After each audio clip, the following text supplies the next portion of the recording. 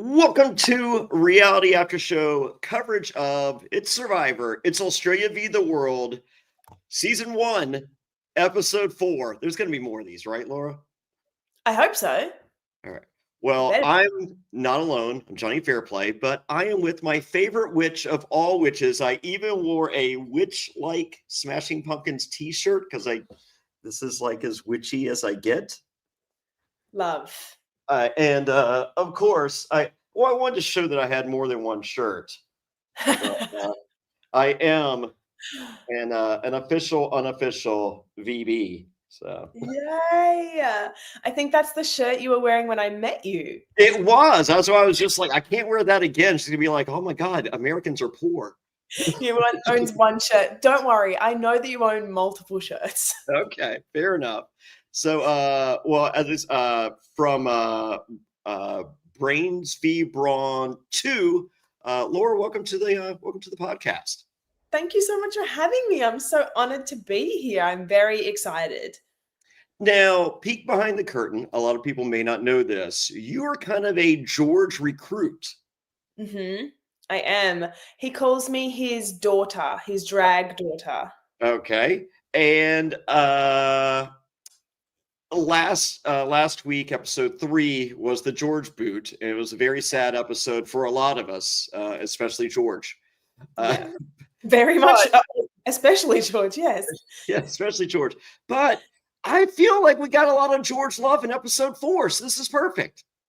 I love that they've continued to call him the king, even though we still do have the king of the jungle in Luke Toki, and Luke just has to bite his tongue every single time someone mentions the king. So I'm very, very happy that George has kind of stolen that title from Luke. And it's funny because, like, we'll get to it. I have it in my notes later. They get to tribal, and like JLP goes, King of the Jungle. I'm just like, he's literally just reminding himself because he constantly forgets. Yes, and that he said it after George left, and Luke had to remind him in episode 3. I did think that was very funny. So yeah, poor Luke, but I'm very happy for George. Yeah, I mean, Georgie's our boy. I got a text in the middle of the night, a WhatsApp text because we're very international here, and he said he had quite the weekend. So I don't know if that's good or bad. I don't know if George is married on an island somewhere or if he's in jail. I have no idea. We had a very, very big first episode, second episode, funeral weekend. Yeah, it was a very, very big first 3 episodes for us over here. The party didn't stop for 3 days straight. So I got home from Sydney and just crashed. So I don't know how George did it. Okay, fair enough. So I would be remiss if I didn't mention this. All right, you were cute as a button on Brains v Brawn Dose, but you had a glow up, girl. Yeah. Well, because I'm not starving on an island. I'm not covered in dirt. I think that out there I just wasn't sleeping and I was just sitting paranoid, so I look crazy. And now I'm in real life, so I look back to normal. But thank you. Well, as people are they're just like, man, I would liken you to America. Was it Jenna Bowman? Jenna from Ghost Island, Sebastian's. Yes. Like I see a very, very strong comparison there. Thank you. I will take that. Thank you. I appreciate that. Yeah. So there we go. So that's all right. So kind. Well, hey, I call him like I see him. I'm a, if it were not true, I'd be like, hey, you looked a little different on your season. Maybe. Yeah. Hey, I don't really recognize you. You're looking a bit crazy. Thank you. So anyway, congrats on the glow up. I'm always inspiring to add a glow up to my repertoire, but we're not. I think Survivor just kickstarted a journey of. I was like, I'm going to watch myself on TV. I think that I should maybe, eat a vegetable every now and then. Yeah. So I just got my cholesterol checked, and I eat well, but apparently I could eat a little weller. I don't know. It's not fun. I don't enjoy it. It sucks getting old. I'll tell you that. So yeah. It's I don't enjoy trying to be healthy. I don't know how people do it. Yeah. So, well, it's episode 4, previously on Survivor. There's a girls' alliance against Tony. That continues. Shawnee gets credit for the George kill, not Kirby. Mm-hmm. So, because I felt like watching the episode, it was Kirby's run the show. This is the Kirby show. Everything goes through Kirby, but we get there was like a tinge of this is Shawnee, and then you even have George seconding it as he's leaving. That was you, right? And she was like, yes. He goes, good. If it was anyone, I want it to be you. And Yes. but did you feel like the episode without like the last part, it felt like Curbs? It was all Kirby. I think that the reason that Shawnee's getting it is, of course, because they have their back and forth. But Yeah. again, I credit that to Kirby playing up that relationship and using that knowledge that they have kind of a feud to her benefit. Again, that's Kirby's doing, putting it back on Shawnee. Do you know what I mean? So this is all Kirby. Kirby's absolutely running the show. And I do think that Shawnee's just kind of taking the name that's best for her in that moment. All right, so you're friends with Kirby. You've hung out with Kirby. What do you think it's the because Miles and I chatted about this, and even going back to the first episode with Eden. For me, and tell me if I'm wrong, I could be completely misreading this. I feel like Kirby is the girl in junior high that you have the crush on. You're like, hey, do you want to go out? And she's like, no. And it's like, oh, now I really want to go out with you. Yeah. That's it. Yes. It's these eyes. She has these eyes, and you're like, what are you doing to me right now? But she's not doing anything. She's literally just like, hey, you're the best. You're so awesome. It's just like, okay, well, I'm gonna go read a book over here now. Please leave me alone. And it's just like, oh my God, when she says leave me alone, I just want her so much more. It's just like, oh my God, please stop. Like she doesn't like you. She doesn't want and she's not even trying to get you to like her. She just has this magnetism. She can be in the water and there's just like everyone just goes. She just has this magnetism to her, and I think that that's really exciting in a game like Survivor, because when she looks at you like, oh, I can trust her. And she has it in real life as well. It's really it's off-putting a little bit. Oh, we're not playing Survivor, Kirby. You don't have to look at me like that. But see, I feel like for me, I would just be like, "Hey, what's up?" And she'd be like, and I'm like, "All right, well, next." Like I wouldn't. I'm not a like. I got that all out in junior high, and then I had my age 30 glow up, and I'm just like, you don't like me, we're good. There's plenty of people that want to be my friend, and I got a small circle. Yeah. No, she's really, really cool. She has a lot of knowledge. She's really wise. She has this energy of wisdom, and I think everyone feels like they could probably learn something from her. So I think that I really understand why everyone's kind of drawn to her. Even David is like annoyingly drawn to her. Oh yeah, no, you saw it. Like David's just like, how I'm the golden god. Why do you not love me? Everyone loves me. And it literally destroyed his game and drove him crazy. Yes. Well, we can see a bit of a pattern like that, can't we? So I wonder who Kirby's going to take out next. Who's to say? So I don't know if you've been following along, but I declared that George is my best friend in the entire world. And George replied with, I'm one of his best friends, which is kind of like the meanest thing in the world. So, but I was listening to a podcast last night, and in the immortal words of Aristotle and later Taylor Swift, if you're friends to all, you're friends to none. Yeah, an enemy. Shots fired. Yeah, shots fired, King George. Pay attention. Aristotle / Taylor Swift. I don't know who was smarter. I don't know. one of them makes a lot more money in T-shirts and concert tickets. Yes, one of them is a genius that's changed the world, and the other one is Aristotle. Yes. You know what I mean? We're on the same page. I have I don't know if you can see. I've about 8,000 records here. If you look behind me, I just bought a vending machine company. I got like 11. I have 11 vending machines and 8 soda machines, and there's my stock. You look like a kid in a candy store. Well, and here's the beauty of it. I don't eat snacks. No sweet tooth, don't like snacks. That's when you call me and you say, well, hey. I'm the perfect guy. Like, you're not the perfect person to own this route. I am. Yeah. You won't eat them all. Yeah. my Yeah, gosh. you're killing your profits, girl. If I ever need to go back on Survivor, then I'm going to go come to those vending machines and just eat. See, I'm also the opposite on that. Ethan and I, Ethan's on winner of Survivor Africa and epic loser on All Stars, and Winners at War. Ethan has a philosophy, and I kind of adhere to it too. Instead of bulking up before you go out there, condition your body to get used to minimal meals. Really? Yeah. I don't know. Like, I think I bulked up before I went, and I think that it helped me because I wasn't getting. I had more. Both strategies work. There's just two, but like for me, I would rather not just go, not go out there and be like, oh my god, it's just like, well, the last month and a half's fucking sucked, so might as well continue this fucking train. Yeah. I get that mentality, but if I know I'm going to suffer later, I'm not going to start suffering now. Nothing can prepare you for that level of starvation, but I do get what you mean. Yeah, so two different philosophies. All right, well, the episodes began. We're past the previously on. Jonny killed the king and purposely did it to ruin his 100-day club. That was very funny. I did like that. That was hilarious that she was thinking that far ahead, which I definitely don't think she was. But poor Georgie.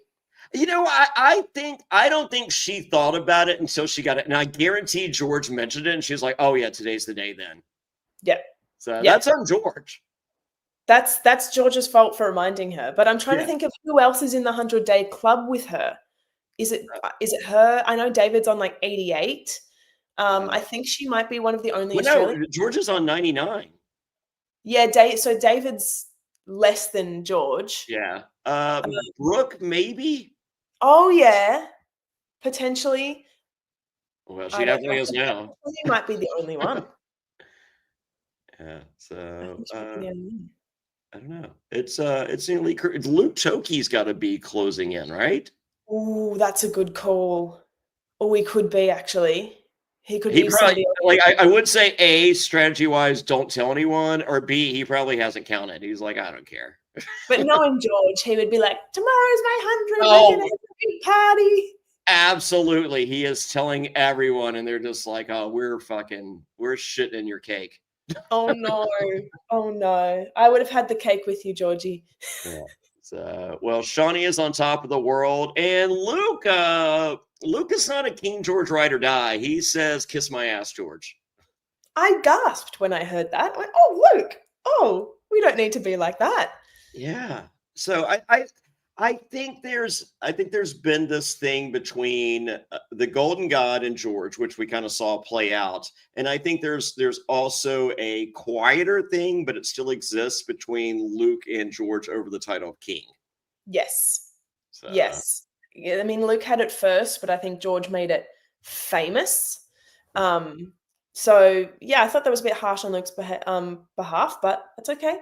Yeah, he's still there, So I like glory or death, and I get the glory, and you get the death. I mean, that was kind of funny. Oh yeah. So well, I did a show called House of Villains with Johnny Bananas from The Challenge, who is the second most famous Johnny in reality television, and I actually I may or may not have heard that he was going to be on the show, and so I called him up, and I was just like, hey,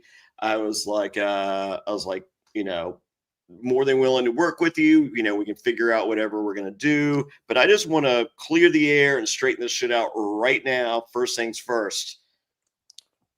I'm not fighting over the name Johnny. And he was like, your name's Fairplay. My name's Bananas. We're good. And that was it. I think Fairplay is a much better last name to have than Bananas, right? Yeah. Always. Yeah. Always. Fairplay will always be the best last name. Yeah. So that was never, it wasn't like we went out there and then, in all my confessionals, they're just like, who else? I was just like, you have Johnny Bananas, the second most famous Johnny in the history of reality television, which is awesome. So glad he's here. And they're like, who's the first? I'm like, Toots, I'm right here. Who's the first? You knew the answer before you asked the question. Relax. It's good you spoke about it. I don't know if George and Luke ever have put together that they are both, the kings. I don't think they've ever spoken about that. No, I don't think so. Ooh, someone says Sharn maybe on the 100 Day Club. That's a good guess too. Sharn, I would have loved to have seen Sharn play in this season. I'm a big Sharn stan. Yeah. However, my only change I make on the Aussie tribe is I do Haley for Janine. Haley absolutely would have been called, right? There was no way that Haley wasn't called, but she didn't take it for whatever reason. Absolutely, Haley needed to have been there to make it like perfect. I think they said no. Oh, really? I don't think Haley did. That's crazy to me because she's like the best Australian winner ever. Well, I mean, she's Australian Parvati. Yeah, exactly. But if you're thinking in terms of archetypes and the archetypes that each person is filling, Sharn would fit into the Janine archetype. And I think that a 2-time second placer is incredible, and what a great story. I would have loved to have seen Sharn play. Yeah, but I like the matchup. I wanted Sari for Shawnee because a lot of people don't make that comparison, but they're literally the same player, which is a kudos to both. They're two of my favorites ever, and then Haley and Parvati. Yes. Oh, that would have been incredible. That would have been perfect. Sorry, Janine. I don't love Janine. I haven't loved Janine up until this episode. I haven't loved Janine. Every time she's come on my screen, I'm going, oh, here we go, here's Janine. But until this episode, until she, and we'll get to it, but all of a sudden I went, okay, Janine, I see you. It was the bathing suit. She was showing a little bit with her turtleneck bathing suit, showing the butt. Read my mind. There was the back, they were in the water, and it was the bathing suit. Who knew? Who knew a turtleneck ass flattering bathing suit can change your perspective? And all of a sudden I go, all right, Janine, I see we're here to play. Yeah, apparently. So we go to the World Tribe. Parv is just doing her greatest hits. She literally explains to the audience. She was just like, hey, here's how this works. I have my Cook Islands playbook in which I flirt a little, bat my eyes. I got the Micronesia playbook. I was there. We formed the all girls deal, and I go to the end, and then we have the heroes villains, in which I find a meat shield. No one liked that one. I actually think that was the best game she ever played. Really? Yeah. And I think is the best, possibly easily top 5, maybe number 1 best game in U.S. Survivor. And she would have gotten my vote at the end. And Sandra's my friend. Famously should have won. Yeah. So. Yes. But yeah, so we're getting the Micronesia greatest hits. I think people are here for it. Yeah. Cerise says we need a girls' meeting so we can figure out our name, and we still never got the name. There were 3 conversations about the name, and a name is never said. I was confused. Is it the name for the alliance, or is it the name for who to vote for? Oh, you know what? You may be right, because I was just like, why are we not getting an alliance name? I mean, because boom, you're right. We were like, when you guys went to chat, it's like, hey, we need names. Like, yeah, the Coven, and it's like, oh, or Kent. Either way. Yeah. Who's Kent? Yes, yeah.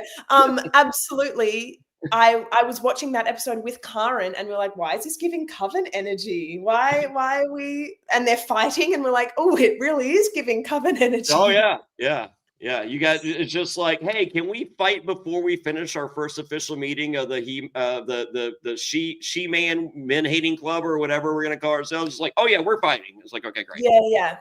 Just so we all agree we're all not on the same page. They do need an alliance name, but it can't be like the Black Widow Brigade .2, which I don't know if Cass and Lisa are like catching on that this is just what Puff does. Yeah, no. You feel like Lisa went from my favorite player episode 1 to where you at, girl?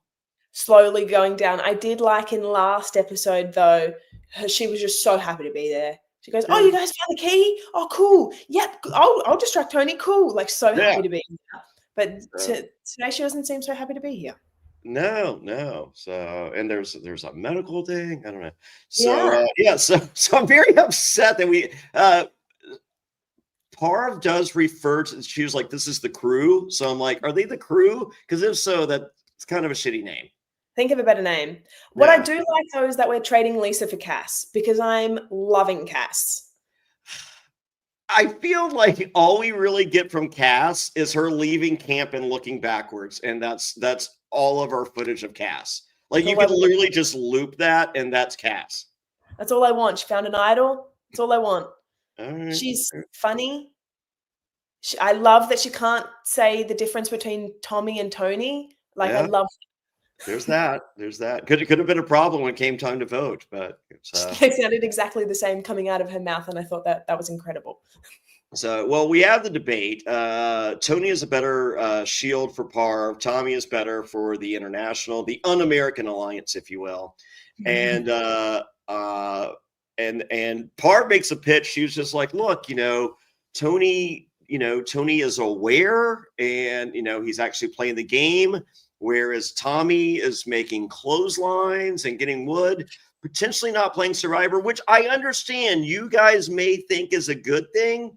But when we need someone to do something strategically, maybe he is malleable. But if he doesn't understand what the assignment is, how malleable is he?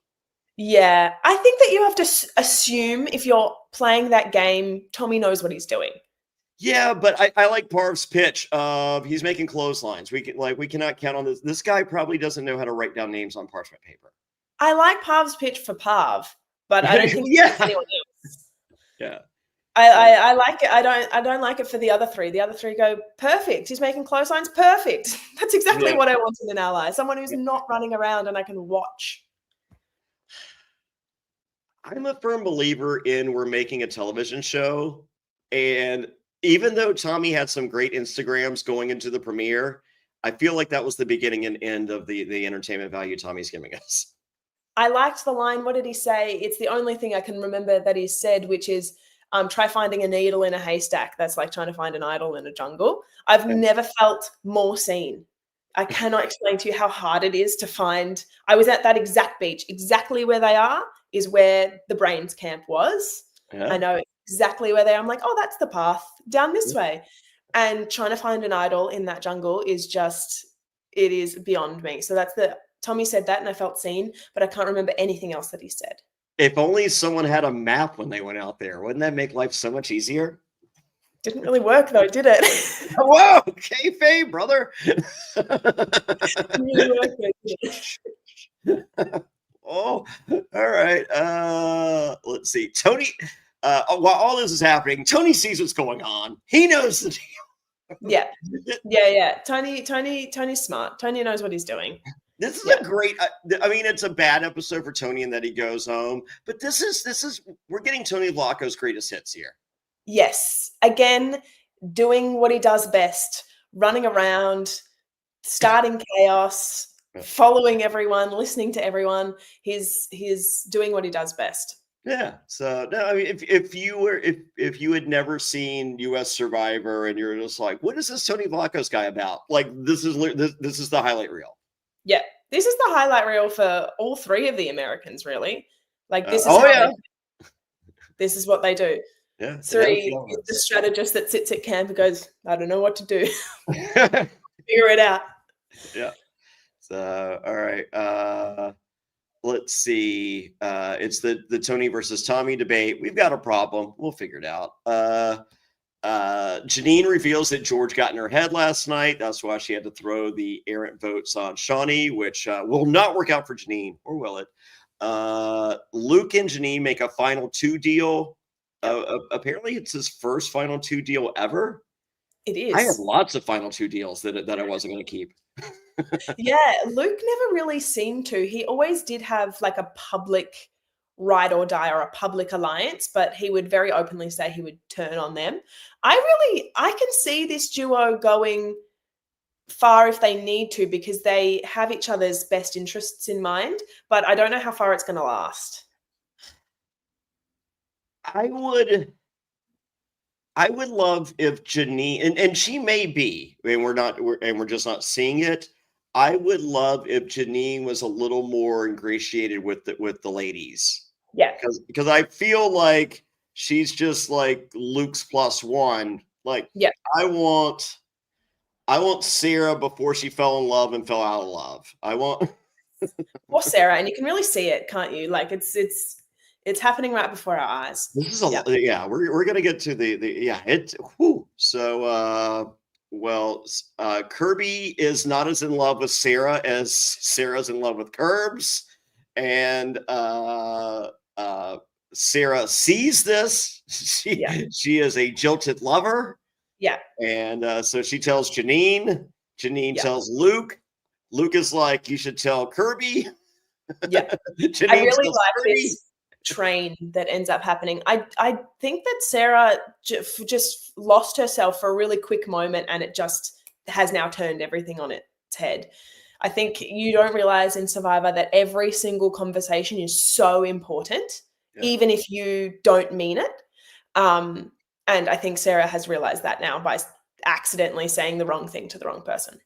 Well, I don't think Kirby is doing anything different than she did before. Like, I think like Sarah was like, I'm in love with you. And Kirby's like, yeah, I know.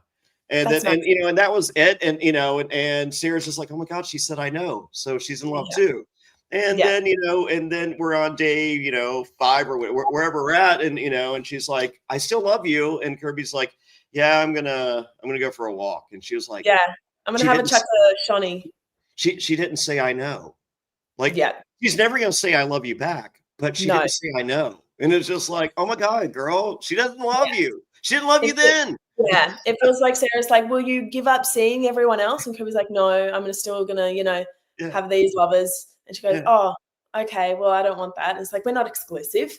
That's kind of what it feels like. It's that, like one of those conversations of you know, defining the relationship. Yeah, I think it's like Sarah, like Sarah swiped right.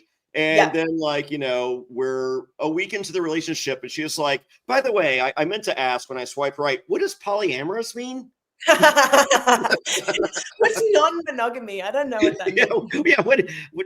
I know what monogamy means. What does non-monogamy mean? Does that mean extra monogamous? Can you use it in a sentence?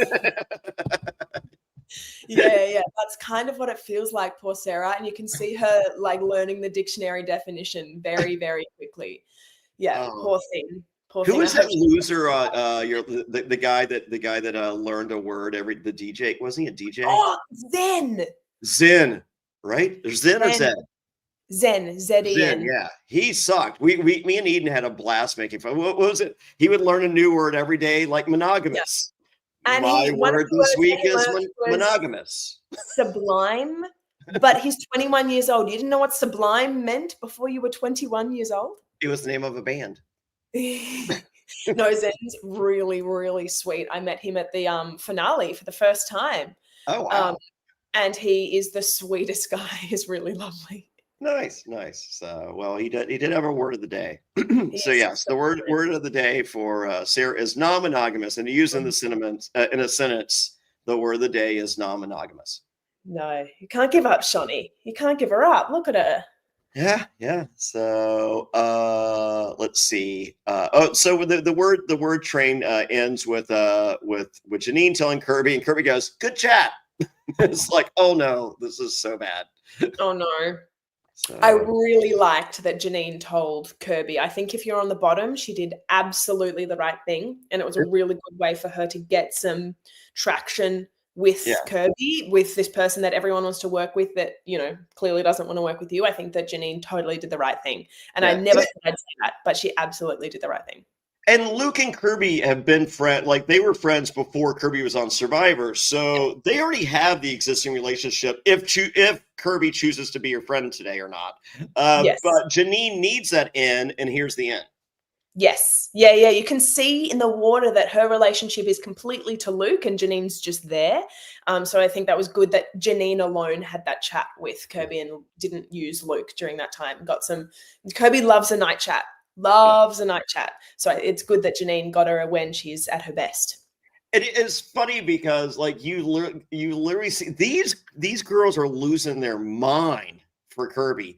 because you see Janine tell Kirby, and like she's looking like longingly, like, was this good? Do you like this? Are these the words you wanted to hear? And and Is this Kirby's like, helpful?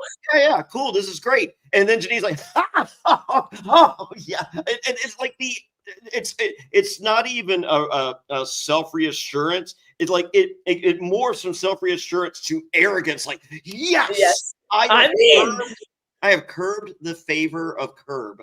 And it was Yes. just like, oh my God, relax, people. She No. doesn't love any of you. You need to wait till you meet her, and then you will understand I this. met her Have you been? twice. She, I did a Titans Rebels party she came to, and then she was with you guys at your party. Oh yeah, she was. I forgot about that. Yeah, I met her twice. Yeah. No, she just has this magnetism. I understand. She's great. Like with me, like, she was there. She was like Fairplay, and I was like Kirby. So I don't like with us. It was just a mutual, mutual admiration society. But it wasn't like, I need you to replace King George as my best friend. It was just like, hey, Kirby. No one could replace King George as your best friend. No one. Well, apparently, I got 3 others that they're buying the title on George's head.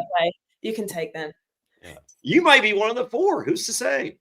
Maybe. I don't know. I didn't know George's birthday until the other day. And I was like, text me your birth time. I need to figure out your birth chart. But I didn't actually know when his birthday was. Our birthdays are 4 days apart.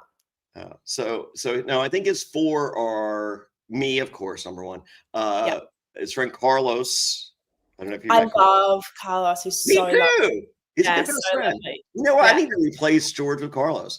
Let's both have Carlos as our best friends. He's great. And then Chrissy and Cara, the Duchess of Double Bay. Yes. So I met both of them also for the first time last weekend. So there you go. There for those of you betting at home, and you're like, who's the 4? Now you know. So I think a lot of people didn't know Carlos. No, Carlos is like the non-survivor best friend, but he's comes to all the events. He's lovely. Yeah. So let's see. So it is it's time for the challenge. It's just an easy sit down challenge. No. Oh, is it? Yeah. Nice and easy. I'd like to see you do it. Who's to say? I run at least 3 miles 5 to 6 days a week. That's good. That's good. I'm all legs. Yeah. So you would have done better than Luke. Yeah. But I don't think I'm beating Parvati. No.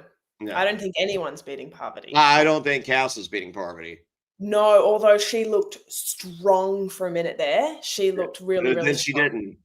And then rethinking the plan. Yes. I would have, but I feel that deal. We'll get to the deal of. Let's go ahead and we'll do that part and then we'll go back. But I feel this was a swerve by Parvati. Like, I think Parvati is going to honor the agreement. Yeah. But I think it's to lower. Parvati is using it in a way to lower her threat level later when she's just like. She'll surrender the win to Cass down the road, and then afterwards be like, "We got to look out for Cass is going to go on a run, and we're not going to be able to stop her. We need to get rid of her sooner than later."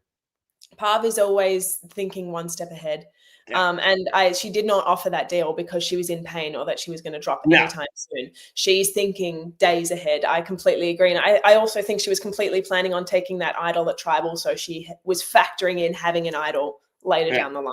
Yeah, so she goes, I already have that. So she's good. Pretty cool that you can offer a deal, it says no, and then come back and say it's still there and they can take it, and that's pretty cool. Yeah. So JLP shows us the new Aussie tribe. King George voted out, and they're like, all right, and Suri's like, it's fast and furious over there. So peek behind the curtain, there may have been a chat or two here at my house with King George and Suri. Oh my gosh. That's I'd love to be a fly on the wall. I was. He was on. It wasn't like, I was like, oh no, I have to take. It was like, we're on speaker. We're good. That's so cool. So cool. But yeah, George was talking to them all during the challenge, knows them all very, very well. I think that would have scared people like Kirby, like Sarah, like Shonny that maybe don't know them as well. Yeah. So I don't know. I love that we had George as the liaison between the world, Yeah. and they're just like, oh no, we can't. Let's not make a better TV show. Why do we need a liaison that's going to smooth this over so we're all one big happy family to fight like cousins? Yes. I mean, if they want the better TV show, get Rob, who's brilliant at confessionals, David, who's brilliant at confessionals, George, who, like that, they're TV people. So it's going to be whose shoulders are going to start hurting after these three are gone. Yeah, like one of the first comments here, CM33, this boot order is ass. I agree. I agree. So, I agree. I agree. I do kind of like it's four big boys. So I think that Luke's got to be a little bit scared, right? yeah. Oh, yeah, I would be. So, Yeah. August Karras says, Sri looks sad when George didn't walk into the challenge. Yes, because they had something going. Oh, so sad. They are lovers. In a different life. There's the twist no one was expecting, especially That's going to be the headline of this episode. Suri and George footage at Fairplay's house. Yeah. Oh no. Oh wow. All right. So the U.S. or the World Tribe notices that the Aussies are a lot quieter without George there. Yes, a lot less to say. Sure. Yeah, a lot less, back and forth. Except now Kirby's taken that role in speaking to the other side. Oh yeah. So well, she's the woman boss, according to Luke, as he says later. Yeah. Or no, boss woman. Boss woman. Boss sure. woman. Yeah. Hey, Luke, you could just say boss. Yeah. Well, I mean, there used to be a thing. There was an American colloquialism, and I'm guessing you guys, the boss lady. Yes. No, I hate that. Just it's the boss. Yeah. Well, no, I think he was trying not to. I think he was just like, is boss lady bad? So he's like, let me say boss woman. I'm just like, not as bad as boss lady. I see where you're going with this, but boss would have also sufficed. Yeah. Boss is fine. We can just say boss, but thank you for Luke for trying. Yeah. Yeah. So, all right. Well, it's a sit-down challenge. You have to hold a block up with your feet. Lisa has a medical issue and can't compete. I don't know what it would be. Her back. I mean, you could see that she was really disappointed that she couldn't compete. Yeah. She looked like she was almost in tears. I know. I don't know. Hey, it's it's her thing. It's fine. So, yeah. So, the challenge begins, and Kirby is in love with Parvati. Plot twist. Who could have seen it coming? Not me. Yeah. They play very similarly with their eyes. Yeah. But so let's see who's going to do our best. I feel the Padawan is going to learn that the Jedi Master is vastly more knowledgeable in this game of eye seduction. Who knows? The student may become the master. They may just be able to hold eye contact, and whoever blinks first gets voted out next. Well, if Parvati will say if she gets to not blink first, she'll let you not blink first later. Yeah. And right. And use it against you. I've already explained how this game works, Laura. It works for the blinking game too. That's very true. Yeah. They both are just these magnets, and either the magnets are going to go like that or they're going to repel. I don't know. We'll get to it. All right. And so I just have Kirby's in love with Parvati. I'm like, yep, this is indeed Parv's greatest hits. This is what she does. So, spoiler, well, not, or I guess, I don't know, whatever. Shawnee's won this before. She's been there for over an hour. There's no way she can lose this. Okay. And she did nearly 2 hours with Liz. Like, she did a really long time on that challenge. Wow. So, and Liz is on steroids. Yeah, Liz is an Olympian. Yeah. So Shawnee absolutely, she did really, really well. And I think that she knew she had something to live up to there. Yeah. I'm looking into steroids. No, don't. Yeah. Well, I don't know if you know, I'm the Boca Raton Championship Wrestling Cruiserweight Champion of the world. That's really cool. I did not know that. 19.2 pounds. I don't know what that is. Whoa. Yeah, it's heavy. Yeah, oh my gosh. So, and I'm defending it on next Sunday. Crazy. Oh my gosh! Ow! Yeah. So That doesn't sound fun. Who are you fighting?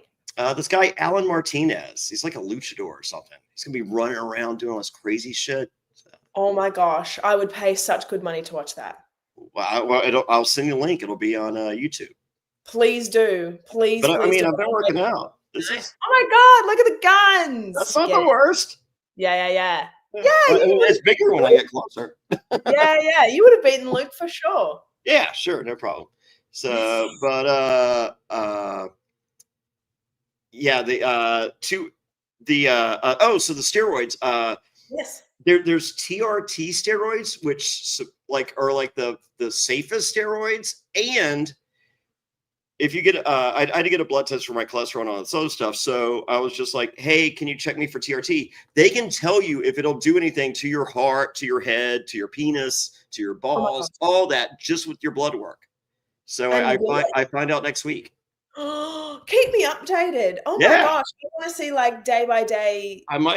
This might be crazy. Oh my God, don't do it. No. Well, no. Well, even if I get the it won't do anything bad, I'm still on the bubble. Yeah. Maybe just see how it starts. I'm doing I feel like creatine's doing pretty good. Yeah. So anyway, I take creatine. I mean, after the gym. Yeah. I don't know what it does. I just do what people tell me to do. I don't really. Same. That's where I'm at. So. Yeah. Fair enough. All right. Well, this is too easy. Hands behind your head. Work that core. Sarah wins for the Aussies, and I was just like, they obviously did not cast anyone from the new era for the World Tribe. Yes. Yeah. How did everybody, including Suri, beat everyone from Australia? Right? How? That is insane to me. Tommy's dripping like a tap. Tony is still in it. Suri's sitting pretty, and the entire Aussie tribe is out with some of the biggest challenge beasts in Australian Survivor. That is not good. That's crazy. As I said, like if this was like, it's funny because you see like the U.S. kind of stealing some stuff from Australia here and there, and it's vice versa. But like the new era will do it. Will do an Australian. It's just like they went 2.5 hours, and then like on U.S. Survivor, it's not even an edit. It's just like you're literally seeing the challenge from start to finish, and we're in a six minute block. Dropping. Yeah. I don't know how that happened. Props to the Americans. I think that Tony, Suri, and Pav are like ready for those challenges to go for 6.5 hours. Like they understand that that's probably. Well, they were old school U.S. Survivor. That's what we used to do. It's just the new era. It's just like, I don't really have a job. Yes, I really need it. I guess I'll just drop. Yeah. Well, that challenge where they are is the one that I dropped out in like 30 seconds because I like lost my balance. And I was like, we're on, and Laura's out. Yeah. That was where I was. So I don't think I would have lasted any longer than Luke. Yeah. So, so Sarah wins for the Aussies. Now it's 1 foot. Tommy's first, then Tony. 53 minutes. Suri's like, oh, Tony's out. I don't care anymore. They all did so well. I cannot explain that heat as well. It's so hot. Tommy is me, just like dripping. I don't know how they did that. Well, it's Parv versus Cass. Parv offers the endurance versus endurance deal. You dropped and I dropped. Cass says no. Cass is about to drop. Hey, the deal's still on. Okay, we're good. 1 hour, 24 minutes. Yeah. I think that deal just shows the level that Parv is playing at. Yeah. And that everybody else is swimming underneath. Yep. Cass had to consider and didn't realize what Parv was actually doing, which was she knows she could go all day, and this is actually about Parv's game later on. Yep. But it just shows the level that she's functioning at. I love it. Yep. So, JLP informs them that both tribes are going to tribal. Only one person will be voted out. To which they come back, and the Aussie tribe. Well, first we have Kirby going, oh my God, this sucks because Sarah was going to be my plan. Sarah won. And then Shawnee's like, hey, you know what's going to happen, right? It's going to be a fire challenge. Yeah. I love that Shawnee's like, I know that this is just what's happening. There will be fire. So Shawnee explains how they've done in the past. You know, they vote. Each tribe votes the two people that were that got the most votes from each tribe. They go to fire, and then the loser goes home. This was random. I feel like I like the old way better. I do too, only because there's now another added layer of I'm going to vote for this person knowing that they're good at fire so that they or not good at fire. Or not good at fire. There's strategy behind it. Whereas this randomness of having, you know, Sarah and Suri, what if it was like Sarah and Tony or Kirby who's really good at fire and Suri? Then it's just boring. It's good that they were on the same kind of fire level, but I do like the old way, which is some strategy behind who you're voting and who you're putting into fire. I mean, I feel like, you know, even though it goes real south for the two of them at the end, I feel like Parvati would allow Tony to sing for his supper, you know, do the fire to save himself. It's just like, hey, if you lose, you lose, you know. So, but I think it would have been. I think if they had gone to vote, I could see a scenario where it's Tony versus Shawnee. I also see another scenario in which it's. I think Janine was pretty close. I reckon if they were told it was fire, they would put Janine into fire knowing that she wasn't good at fire, especially if they know she's going up against Tony. Yeah. I think that's like a sure way to get rid of her. I don't know if Kirby was actually willing to get rid of Shawnee. I really don't. Oh yeah. I don't know. I just I feel in years and seasons past, for the most part, you kind of control your. This feels like new era in that this is a beware advantage. Yes, it's luck of the draw, and luck of the draw can be really good for TV and really boring as well. And I think they're lucky that they got two people that were bad at fire, but well, you know, Sarah ended up being quite great with fire. But I like the choosing who you put up there because it shows where you stand. It shows at least there's another chance to show your allies that you're working with them, or another chance to put someone into fire and then they come back to camp and you have to deal with those ramifications. For TV, I think that and for the game of Survivor, I think that is better for everyone. So I think I like when you're forced to show your cards, and if you're Parvati, it's, you know, like, you're saying fuck you, Tony, you know, we're pushing, we're throwing you in. You also have the Parv of it all going, hey, I know you can do this. We're putting you in because we know you can beat whoever it is you're going against. Yes. Or here's one last chance to see how much you want it. But yeah, I don't actually think Kirby was ever going to get rid of Shawnee. I think that Kirby understands that she has now made herself into a big target and needs to keep at least Shawnee around. So I think that Janine was probably the highest likely to jump into that fire, and that would have been very funny. Yeah, I would have. All right. Let's see. All right. So Shawnee explains she's voting Janine. Luke isn't. And Luke goes, let me go to Kirby. She's the boss woman. Yeah. You got to run everything that you do past Kirby. That's just the name of the game this season. You have to tell Kirby. And if you don't tell Kirby, it's not happening. Yeah. Or just boss, either way. All right. Kirby likes the Luke Janine trio. She also likes working with Shawnee. Yes. She just doesn't like the girl that loved her the most, that has realized is not in love back with her, and that is Sarah. Yeah. I do understand the logic of wanting to move forward with the numbers in Janine and Luke, but I think she knows she's also on the bottom of that trio. So moving forward with Shawnee would be the best bet. Who knows what would have ended up happening? Yeah. So, well, we go to the World Tribe, and Cerise's like, JLP just sits on his throne and thinks of ways to torment us, or production. Yeah, I did think that through. That's a really big difference between Australian and American Survivor. Is the influence of the host. I did think that. I was like, I'm genuinely curious to think if she thinks that Jonathan is a producer. I think she does. Really? That's so funny. I would like to, like, I know differently, but I would like to think differently. Yes. Like, I Yeah. would like to think it's all JLP. Yeah. No. Yeah. Sure. Yeah. Sure. I would also love to think that it's all JLP. Because he's smart enough to do it and he's smart enough to figure it all out. But when we're saying things, he's hearing that for the first time. He's really like his reactions are genuine. Did you see the Channel 9 rumors? I did. I don't know if I believe it. I don't know if I believe it. Pretty crazy.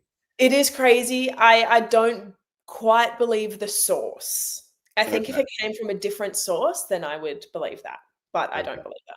All right, so we'll wait till there's a little more intel. So for those of you that saw it, and those of you that haven't, Google it. Yeah. We'll see. Channel 9 Survivor, and you will be looking at articles from 10 years ago. If Channel 9 is listening to this, then send me back. Channel 10's listening to this. Send me back. While you're changing out casts. Yeah. While it's all happening, just remember me. Yeah. And I would like to say I still love the folks at Channel 10. Remember me now. And yes, Channel 9, you're great too. So I love everyone. We love everyone. We have so many more hearts to give. So we're just wanting one back from Kirby is all we all really want. So, I'm waiting. Let's see.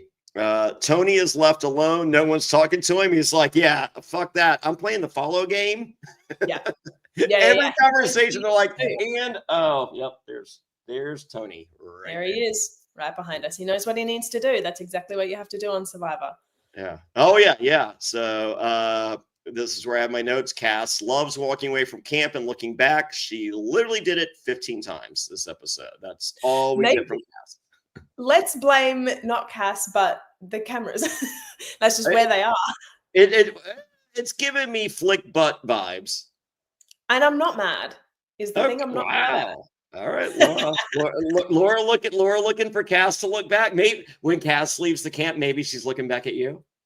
Fingers crossed. I think she's so cute. Look at her. She's like, with a little accent. I just think it's the best. Okay, there's a lot going on. All right. Saria's cool with it being Tony, kind of, sort of.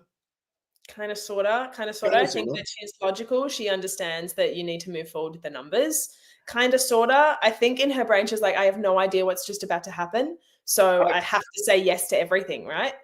I was really hoping when Sari asked Tony where Tommy was, if she was going to tell him to grab that idol off the podium. I'm so shocked that no one told either of the boys. I'm the first thing that I thought was Cass or Lisa, just tell Tommy. If you care about him that much, just tell him. Or do you? And it's like, they don't. He can say, I found the idol in the jungle. He doesn't need to know that it came from the box. Well, no, it's the podium. It's not the box. Yeah, no, I know. But like, if they're like, how did you know to run to the podium? He could say, I just found a clue. He doesn't need to say that where he found the clue. He can lie. I think Cass and Lisa, if they really care about him, should have just told him. Oh, no, they're not buying that shit. So I think Parv and Sari could convince Lisa and Cass that's what happened. I don't see Cass and Lisa convincing Parv and Sari that's what happened. That's true. I have opinions on the tribal and how no one ran to that podium sooner. Oh, yeah. Adam Klein has literally been screaming at the television for 2 episodes straight. I was like, get to the podium. What are you doing? Yeah. Like, as soon as you know you're vulnerable, run to the podium. Yeah. As soon as the Oz tribe was out. None of them were. Parvy literally made JLP hold her shit. It's like, here, hold my purse. I got to. That was so funny. I'm so surprised that Cass didn't go for that. Hey, JLP, can you run in and grab some tampons for me? Yeah, I just want to finish listening to the song. Thanks. While you're in there, can I get some body oil? Thanks. The big tampons. Yeah, box. It's hot out here, JLP. He'd do it. What is happening? He would do it too. Yeah. So I could only imagine Parvati doing that, Shawnee doing that, or George doing that. Yes. Otherwise, like Luke Toki's setting down his torch and running over there. Yeah. Or He's not Kaylin handing it to in my JLP. season told JLP to be quiet and not tell everyone that he was good at puzzles. Okay. Kaylin was like, shh, don't tell them what I'm doing. That was funny. That was funny. Kaylin would do it. So, well, Kaylin is the best runner-up, and I don't know. There was some list. It was like the best winners and the best runners-up, and I was just like, please stop. I'm literally stopping reading this list right now because you're that Kaylin number 2 of all time. Miles, Karen, and I were at lunch one day, and we were having a screaming match. And actually, like the room was vibrating with the best runners-up. And everyone was just staring at us as if we were like about to hit each other. And then all of a sudden we just stood up and we're like, okay, let's go. We're fine. Like we're all friends. But we were actually, like 45 minutes of us seriously yelling at each other about who the best runner-up in the world is. Did you have Kaylin in your top 2? In the whole world? I'm so sorry, baby K. No, I didn't. Yeah. no, I didn't. Miles did. Oh, did he? Yeah, from Australia. He was like, I think Miles might be. No, wrong. Yeah. So wrong. No, Kaylin hasn't even watched your season, right? I don't think he's seen all of it. No, he was in Norway. Yeah. So no, when he was doing those post-show interviews, he was like, I think this was shown. But was this for TV? What are the cameras for? But he knows what he's doing. He's a smart boy. He's a very, very smart boy. But no, I think he might be rewatching it now, actually. So, Fiddlestick, not to be confused with Fiddlestick. Oh, Fiddlesticks. Laura is a fun host. Yes, she is. Thank you. Only be followed by when I run out of sleeping pills, I listen to a Janine confessional. Right? Yeah. I'm sure she does really awesome Zoom chats with her juice staff. With her team. I mean, her boost juices are amazing. They're so good. But her confessionals seem to be full of like very long-winded metaphors that kind of lose me. But this episode, she gained me back. She gained me back a little bit. Let's see if she can hold me. It was the bathing suit. So it was. Yeah. All right. Let's see. Tony reveals all he has is Tommy. I'm like, oh no, this isn't good. And then he says he's bringing the chaos and he's going to go King George on them. And I'm like, look at Tony knowing who King George is. Yeah. Thanks, Tony. Appreciate it. I would bet money that Tony had not watched an episode of Australian Survivor. I mean, I think you can understand what type of player George is if he has 2 idols tattooed on his chest and one on his hand. He may have seen maybe one episode of Heroes vs. Villains, like George's big episode, but maybe, who knows? It makes me think and hope and dream that Tony might know who I am, and that just makes me so happy. Oh my God. Are you Tony's type? Or is Tony your type? Sorry. Tony's my type. Tony's my type. All 4 people that 2 million helps. That helps. That helps just a little bit. Yes, it does. But it's the accent. It's the tattoos. Yeah. Oh wow. Cool. Oh, that's the worst tattoo ever. It's like on his neck. Sure. What is it? I don't know. A mistake. Use it for pressure. I don't know. Something you do when you don't have $2 million. That's true. That's true. Instead, you fight people and take steroids. Yeah. That's so funny. I fake fight people. I mean, Yeah. Yes, I know. Okay. Yeah, I think that, I mean, I like that Tony is appealing to the Australian audience by saying he's going to go all King George. I mean, at least he knows the effect that George has had. Sure. So no, I loved every King George reference. I'm just like, oh my God, I can't wait for King George to watch this and be happy. I know. Me too. He loves hearing his name. He does, but he knows that he's earned it with the King George. It's just a reminder that he's just that good. Yeah, it's not like Tony's like, I'm going to go in there and King of the Jungle this. Watch this. Yeah. I'm going to go in and Godmother boost juice this. Oh. Watch this type of account. So, wow. Yeah, no. All right. Wow. Well, if everyone had gone to sleep, they wouldn't have voted. And then it would have just vote that counted and Sari would have gone home. No, Sari needs more than that. Yeah, we can't get rid of Sari. All right. So Shawnee explains what she thinks is going to happen. And Jonathan's like, oh, yeah, we should have done that. We're going to do this draw rocks instead and make it stupid. Yeah, no one blamed JLP because He it does, wasn't yeah. his choice. Yeah, we do. Do we need to call Suri and be like, hey, if you thought this rock shit was some bullshit, that wasn't JLP?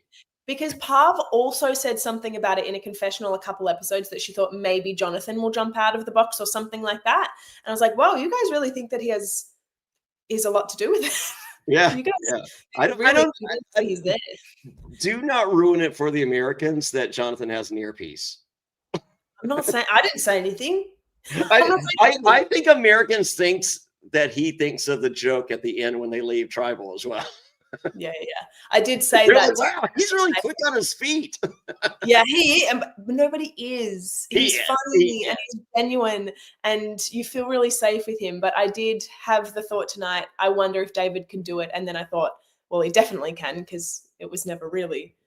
Yeah, no, it was Jonathan. There's an earpiece. So I did I did US Survivor, and Jeff was amazing. He had one flub in 39 days or whatever, and even the one flub wasn't a flub. He just didn't like it. He's like, let me do that again. But otherwise, no, like straight through, no air. Like it was incredible. Yeah. And then I did Celebrity Fear Factor with Joe Rogan, and so we come out there and he goes, today's stunt, you're going to go around a circle. And I kind of just like, this dude didn't even know what that stunt was the next word. You know, it was like, today's immunity, whatever. So he's just like, today's stunt. And then he's like he says like 10 words. He's like, cut and paste, motherfuckers, earn your money.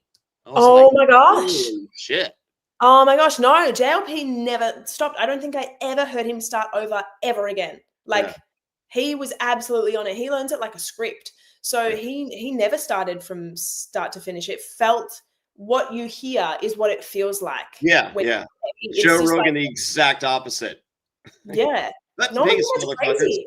I didn't know. Yeah, like JLP's a professional. He knows what he's doing. I love him so much. He's my favorite host of all. I mean, like we had Joel McHale on House of Villains, and I loved it. Like like we were at a challenge, and he comes there and he took a picture. I was like, oh my god, I would love that picture. He's like, okay, and I was just like, well, how would I? He goes, you give me your phone number, and I text you, and I'm just like, so I'm gonna have your phone number if you do that. And he goes, yeah, and I'm like, holy yeah. So it was like, you don't have JLP's number. I don't have Probst's number. I don't have JLP's number, but when we were at the airport, there was Logan, Karen, Kate, and myself, and we were all sitting on our phones because we didn't have our phones, and so we were just like suddenly on them, and we hear were you girls on Survivor?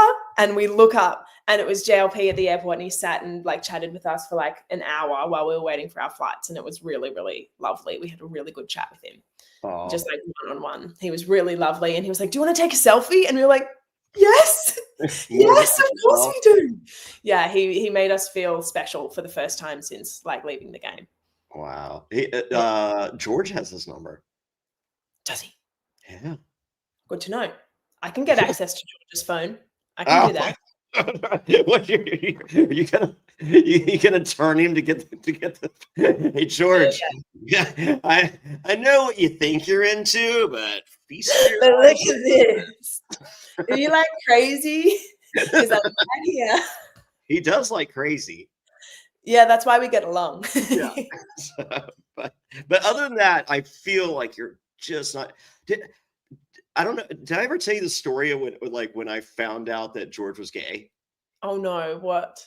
So his first season, it's never referenced that he's gay at the entire time.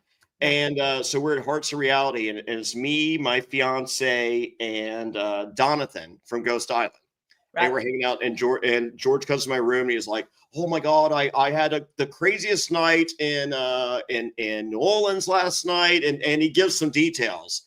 And I'm just like, I look at my fiance and I look at Donathan, and I'm just like, holy shit, George is gay.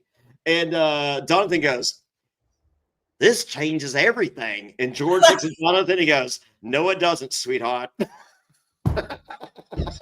Oh, that's so funny. Oh, that's so funny. And then Wendell walks in, and I can there, and I just couldn't. I'm just like, Wendell, did you know George was gay? And he was just like, are you serious? And George is like, what? And my fiance is like, are you all stupid? Of course he's fucking gay. Like, have you watched him for 12 seconds? I'm just like, I know. And it's not, like, I just always saw George as this grandiose, larger life character to where his sexuality was not even a component of what, like Thanos, the bad guy in the Avengers movies. Yeah. I don't know if he's straight or gay. No, who cares? You Because don't he's just think that about good. it. Yeah. No, And I that's think King that George. no one ever thought about it. No one ever and I think that's the way that it should be, I guess. That they're like, I wouldn't even know. Who cares either way? But my fiance's like, about 5 minutes and then you can figure it out pretty quickly. Yeah. So, oh god, yeah. In real life, holy moly, the words you're going to hear. Seconds in, and you've got it. Yes, George is going to the bathroom, and there's one of three things that are going to happen. God, moving on. Moving on. Oh, we love Georgie. All right. Let's see. So it's they draw rocks. It's Sarah versus Suri. Suri has nothing. Sarah's flame is licking the rope. Possibly my favorite axiom from Australian Survivor. He says it every time. Every single time there is a fire challenge. Yeah. I said it before he said it. I was like, because I love doing the come on in. I always make fun of it. I knew he was going to say licking the rope. He says, go back to every fire challenge that JLP has ever done. He will say the words licking the rope. He loves it too. And I also, I stole this on House of Villains. I made it to the end. I come there and just like, we're at the pointy end of the game. Yeah. Love. Yes. I love it. So many people that are Australian Survivor, they're like, Fairplay said pointy in the game. We don't say that in America. That's not a phrase we use. That's crazy, but it makes sense. You're at the, I get it. Yeah. He has all these little isms that I'm definitely gonna miss. But a sexual innuendo JLP will always use. Oh yeah. Licking the rope. I just thought it was sexual because the licking, but now the more I think about it, holy moly, it's possibly the most sexual thing he says.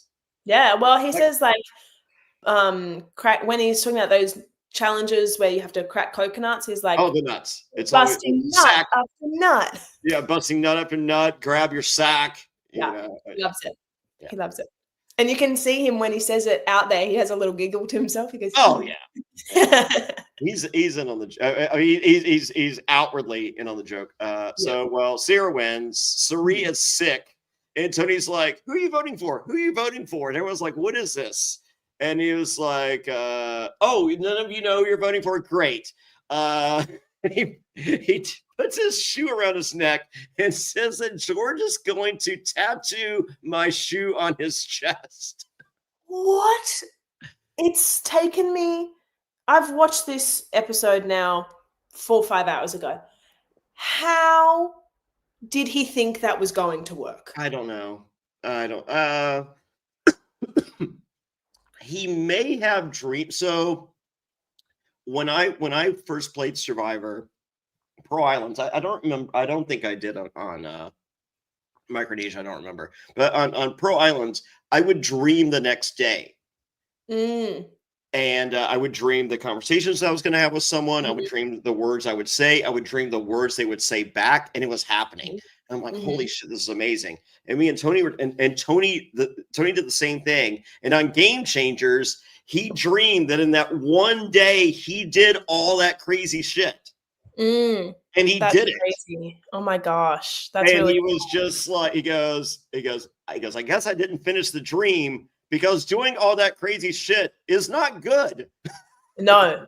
Like he literally played like a week's worth of Survivor in like 3 hours. And he was like, huh? One good coconut and he's like, I'm ready. So maybe he dreamed, he's like, oh my God, I got it. The shoe. I'm gonna do the shoe. And you're like, I have no idea how he thought that was going to work out for him. It was like pretending that it was hidden in his shoe.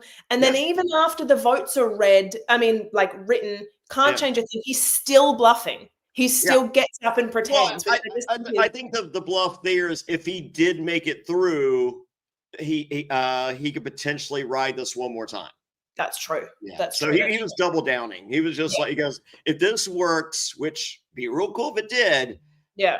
I get a twofer out of this. Yeah. A Hail Mary is a Hail Mary for a reason, because they're cool if they work. Yeah. But God, that was the most unusual Hail Mary. I can't imagine him going, you know what? You know what will work? Yeah. My shoe. Yeah. Oh, it was Because you have an idol so many different ways, but putting a shoe around your neck is not what I thought would happen. so painful. So you know the most amazing idol play I've ever seen. What's her name? Survivor South Africa. Oh yes, I know the idol, the perfectly played idol nullifier, and she didn't have it, and there was no idol nullifier that season. Incredible. Marianne. Yes, Marianne. Something like one of those is correct. I know who you're talking about, Marianne. The most beautiful South African survivor of all time, other than Dino, of course. Yes, I know. Other than Rob. Oh, jeez. You want to fight about this? Yeah. Let's keep it. Best looking survivor players ever. No. Incredible. I think there's been some like amazing ones. George's, fake idol thing is up there. Yeah. In Heroes vs. Villains. But I'm not sure how Tony thought that was going to work out for him. No. As I said, I think he dreamed it, and I think he hoped, and it was wrong. And and Tony does say Parvati has the key. I felt like Tony was close enough in the vicinity that he caught that she had it. He should have had that conversation with her earlier, though. Totally. And what is not good is if you're so close, is to push the only people that are fighting for you further away. Yeah. Even if you think that they're not on your side anymore, you can still do things to get them back. Parvati was the only person that was not wanting to write down Tony's name out of everyone in that tribe. So that was just the only move for Tony, I think, is to have the key conversation earlier, and maybe he did. Well, he could have forced what I thought Cass and Lisa could have done, which was force a 2-2-2 split. So if Cass or Lisa thought, oh my God, maybe he does have an idol, we'll go 2 on Tony, 2 on Tommy, 2 on whoever the boys vote for, and then just say, you just whisper to Tommy, vote for Tony. Like, that's what Tony could have done as well, was force a 2-2-2. Yeah. But I don't know. It didn't really work. So he could have spoken about it earlier with Parv, but then if he wanted to confront Parv, he could have pulled Parv away and said, I know that you have the key, and if you don't tell everyone right now, I'm going to, or something like that. But I think confronting her like that in front of everyone is not no. The move was to have that conversation at camp 2 days ago. It's just like, hey, I know you found the key. I didn't say anything there. I don't want to blow up your spot. I want to work with you. You're my number one. I don't even have to be your number one. You're my number one. And in that moment, she could have told him about that idol. Because I feel like Suri was this close to, like, I think Suri was just like, where's Tommy? She said, where's Tommy? Because she's just like, oh my God. And then she's just like, you know what? This guy's going to fuck it up. Never mind. I would assume that Cass and Lisa have told Tommy. I would have assumed that. Now, like 4 out of 6 people there know that the idol is there. May as well tell a 5th. And if I think maybe Tommy knows, of course I'm going to tell Tony. So I'm very surprised that none of the girls told the boys. I'm really surprised. Yeah. So, well, Parv, Tony's voted out. Parv asked JLP to hold her torch. She gets the idol. She has it. Tomorrow, it's a merge, and it's the last gasp challenge. The fact that I remember the name of this, I always forget, and I'm just like, oh my God, it's the last gasp challenge. And it ends with Tony saying he knows they got in the box. He knows there's an all-girls alliance, and the immunity sock was not to be. No shit, Sherlock. Of course. Yeah, you have talked to them before. They are not hiding this all-girls alliance. There is now 5 people at camp. No one is. That's not a secret. Yeah. I feel like they're being polite about it. Like it's not like they're coming back. They're just like, hey, guess what we named the all-girl alliance, Tony? You're gonna love it. The crew. The crew. Yeah. They're both We kind were of going to go like with Motley Crew, but they were like, no. the key necklace crew. Yeah, they're all like lying to the boys, but I actually believe that Cass and Lisa are more loyal to Tommy. We'll see. We'll see. I'm not against that. I'm not. I think that that's really smart for them. But if they were, they should have told Tommy about the podium idol. Yeah. But we'll see. We'll see how they go when the Aussies meet the Americans. Yeah. I feel like Tommy should be there for the, hey, do you need someone to vote with you? I'm a free agent. I'm a lone wolf. Whoever Yes. wants me. I think that should be. And I think we're going to get the opposite. It's, hey, let's just get rid of Tommy. And it's like, all right. 5 men going first, if that's the case. That's crazy. I think that hopefully somebody there will realize that Tommy's completely on his own and scoop him up, because a number like Tommy is just perfect. I hope that somebody puts 2 and 2 together and grabs the lone wolf. You know what? I could imagine Kirby feeling like there's too many women out there. Yeah, and, who and knows? getting rid of Sarah. And so Tommy skates by for 2 days. I can see someone like Luke really liking Tommy as well, because they're both a little bit cheeky. Yeah, but they can't be that friendly, or it's just like, oh, we gotta get rid of Tommy because they just became friends. They're the only 2 men. Yeah. Who would have thought that? This is crazy. And why did we start with 7 on a tribe? I don't like it. There's such little room to maneuver, and there was a gender discrepancy to start with. Yeah. But I think 7 is a really odd number to start with. I feel like 9 would have been a lot cleaner. Or 8? 9, 8, 4, 4. There needs to be odd, right? Oh no, that's a lie. We start with tribes of 12. Yeah, no, yeah, 8's fine. So I mean, because like it's funny. I understood Rob's conversation. It's just like, hey, there's 4 girls, there's 3 Americans. We got to get rid of an American girl. Like, I understood it, but like as a dad of 2 girls, and I have my my mom and my fiance. I'm with a lot of females in my life. I'm sitting there just like, that's kind of old-fashioned thinking, dude. Like, because I don't think of people as I'm like, hey, I like this person. This person's an asshole. And totally. I don't, and a penis or lack thereof does not change me liking you or thinking that you're an asshole. Totally. So I was just like, man, this is kind of like, coming from Jonny Fairplay, it's just like, whoa, what is going on in the world? Yeah. But I feel like if it was 4 and 4, a statement like that doesn't have to be made or felt.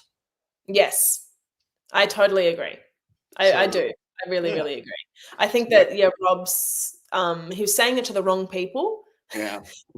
His suggestion of going with the hyper logical way of moving forward is just not. You're not talking to Pari. I was going to say Pari, which is Suri and Parvati mixed together.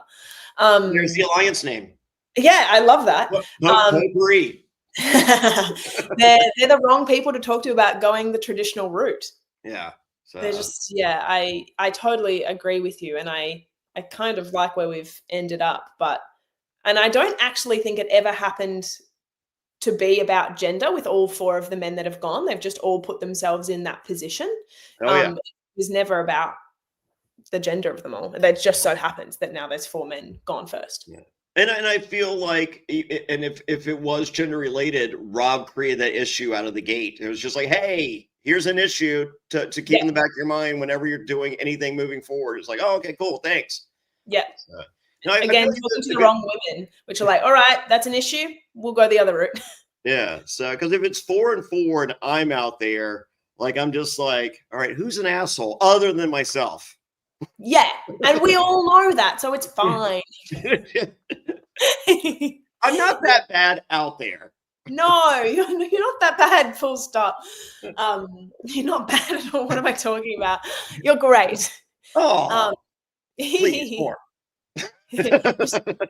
Actually, you know what? One of the very first times I was shaking when I knew you knew who I was when George was, helping me. And he was like, I'm with Fairplay. And I was like shaking. I was like, oh my God, Fairplay knows who I am. That's so crazy. I remember it so vividly, like so vividly. Aw, so Yeah. well, you done good. Thanks. Yes. So you created an alliance and gave it a name. So, I mean, I did what I thought was the bare minimum, but here we are.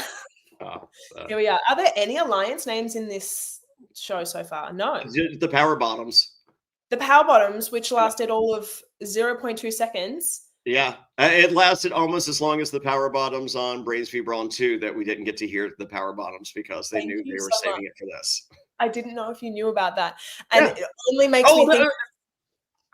Here's the crazy thing. So we were talking, they had already filmed, like, I met Miles and AJ with George, and Miles was bragging, like, we're talking about, talking about the season and alliance names, and he goes, oh, you're not going to believe it. He goes, we have an alliance called we're like that week that we were there is when he joined up with Paulie. He goes, we're called the Power Bottoms. And George goes, it'll never see the light of day. And he was just like, oh, you think because it's like sexual? And he was just like, no, because me, the Golden God, and Luke Tokyo, the Power Bottoms, they're not going to waste it on you. Damn it. Damn it. That's so funny. So they have them both in the can, and then they're like, "Oh yeah, we're like, if anyone gets it, it's Luke too." And the fact that the Golden God named them that and not George, I lost my mind. Right, and George is like, "Okay, if you wanted to be called that, we'll call it that. If you're okay with that." So. Yeah. David knew what he was doing. That was very funny. Yes. But we don't have any other alliance name, which I think is baffling for Australian Survivor, because we always have alliance names. There's so many alliances that you don't see that have names. Yeah. So I don't know. I don't get it. On Winners at War, Nick Wilson, Sarah Lucina, Tony, and Wendell, they had an alliance called Law and Order. Oh, I love and that. Production's like, stop saying that out loud. We're never showing it. You're not Law and Order, because that's on NBC versus CBS. Yes. They didn't think that one through. Yeah. Oh my God. I would have. Law and Order is Law and Order before Law and Order. Yeah. Law and Order got the name from the phrase. No, you got to think about it. You got to think about it. I went out there with like alliances, or if I have this and I have this, I'll call it this. Like I had plans. Yeah. As soon as I would have convinced Production to let me call my alliance Law and Order, as soon as they're like, okay, fine, we'll let it go. Every time someone would say it, I would go, dun dun. And they're not helping. Fairplay. You let me have one thing. Yes, that's so funny. Yeah, I would sit back. I would just wait and wait. And I'm like, oh yeah, I'm fucking this up for everybody. Yeah. Well, maybe in this merge we'll have a Kirby's Girls alliance. Yeah. Oh, I was there. There we go. Kirby's Girls. Kirby's Girls. Kirby's Angels instead of Charlie's Angels. Oh, see, there we go. See, I'm always thinking of alliance names. Always. All right. So next week there's 3 more episodes. Do we want to do this again? Happily. All right. Next Sunday, no nap. No, I have to nap. Well, nap and set the alarm. Yeah, I know that Miles told you that I'm a grandma. I am. I need my sleep. I turn my phone off and I have my bedtime routine, and people know that they cannot contact me after a certain time because I just won't say it. But somehow it works for me. Because I'm a witch, and my alarm wasn't supposed to go off for another hour. I just woke up and I was like, Fairplay needs me. I just knew there it. We go. You're right. Yeah. It's across the oceans. Yeah, I knew it. Well, sweet. So let's do next Sunday. Yay! Episode what's this? 4, 5, 6, 7? Sure. 7. Yeah. Sure. Episode 7. All right, let's do it. 7's my lucky number. All right. So I don't know. I either have Miles or Sweet Logan tomorrow. I'm not sure, but one of them will be joining me, and then the other one will be joining me the day after that. Well, maybe then on Sunday we can do duos. Oh, no, it's hard enough to get one of you. I'm not. Yeah, That's true.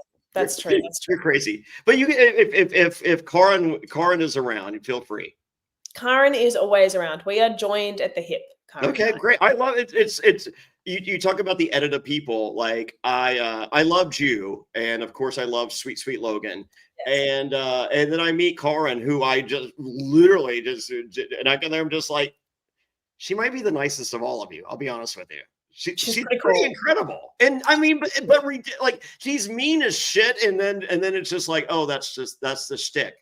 Yeah, like, no, yeah, it's the exterior. But she will say something mean out of nowhere, and you just get a little humbling.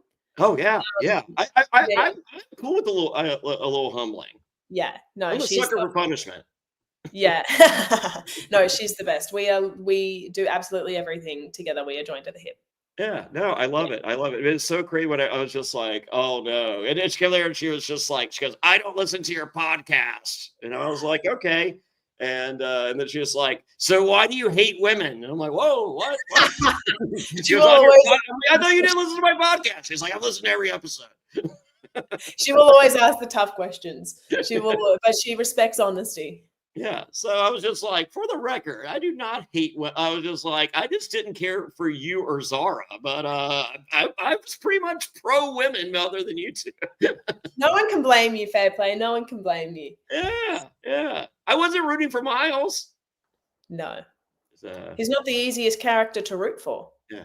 But I did feel he did a good, like when he was on top, it was so grating, but like he was humbled like multiple times. I mean, because there's just so many episodes.